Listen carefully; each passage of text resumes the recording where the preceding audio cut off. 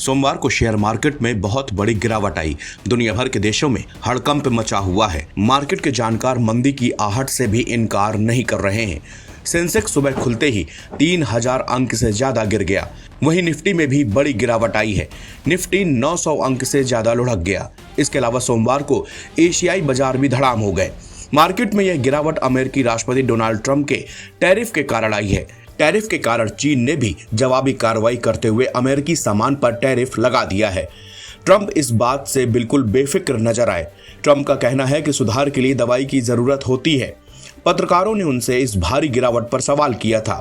Trump का दावा यह भी है कि बाजार में चाहे जितनी बड़ी गिरावट हो, मगर दुनिया भर के 50 से ज्यादा देशों ने अमेरिका से संपर्क किया है ताकि व्यापार को लेकर बातचीत शुरू की जा सके। इजराइल के प्रधानमंत्री बेंजामिन नेतन्याहू सोमवार को व्हाइट हाउस पहुंच रहे हैं, जहां वो इन टैरिफ पर चर्चा करेंगे।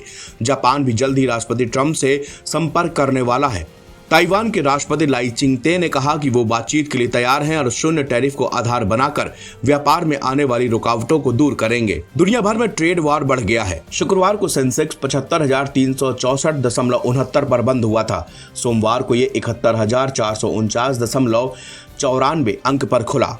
ऐसे में इसकी ओपनिंग 3,914.75 अंकों के साथ हुई।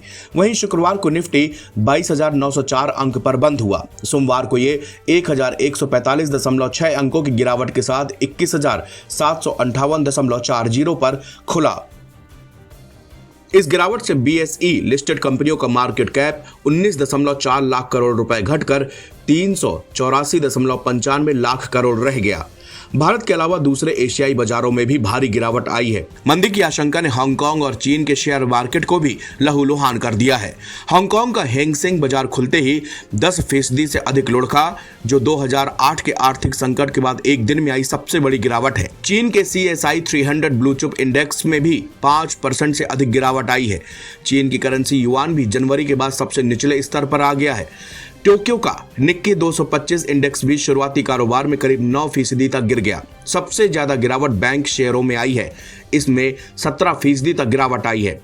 अक्टूबर 2023 के बाद पहली बार निक्की 30,792.74 अंक पर आ गया।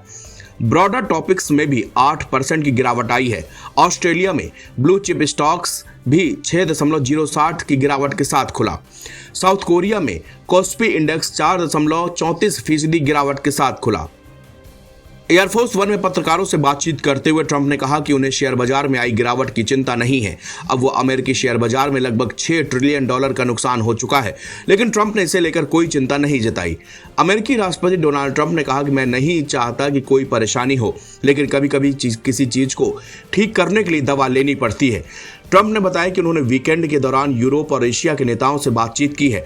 ये नेता कोशिश कर रहे हैं कि ट्रंप इस हफ्ते लागू होने वाले टैरिफ को 50% तक कम कर दें। ट्रंप ने साफ कहा कि वो बातचीत करना चाहते हैं, लेकिन जब तक वो हमें हर साल बहुत सारा पैसा नहीं देते, तब तक कोई बातचीत नहीं होगी। NBT ऑनलाइन की रिपोर्ट।